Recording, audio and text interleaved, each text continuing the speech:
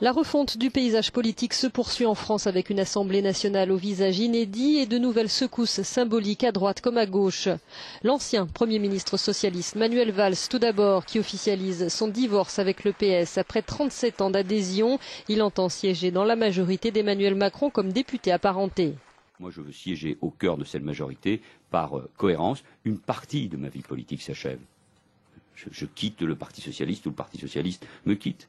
Je constate avec beaucoup d'amertume, beaucoup de tristesse ce qu'est devenu le Parti socialiste. Maintenant, moi je souhaite qu'une seule chose, c'est la réussite du quinquennat et la réussite de la France. Avec moins de 30 députés, le PS est sorti laminé des législatives. Son chef démissionnaire, Jean-Christophe Cambadélis, a confirmé que le parti ne votera pas la confiance au gouvernement le 4 juillet prochain.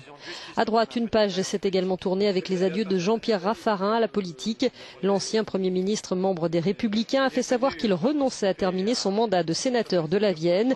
Il va créer une ONG internationale pour, je cite, alerter contre les risques de guerre.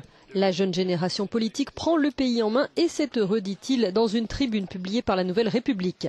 Il quitte un parti également déchiré. Les élus républicains vont siéger dans deux groupes distincts. Il y aura d'un côté ceux compatibles avec Emmanuel Macron dans un groupe dit constructif, de l'autre les élus du canal historique. Reste que la République en marche disposera d'une majorité absolue et ce alors que jamais l'hémicycle n'a eu autant de groupes parlementaires. Le renouveau de la vie politique a bien pris forme à l'Assemblée. Reste à voir si sur le fond, le changement se fera réellement sentir.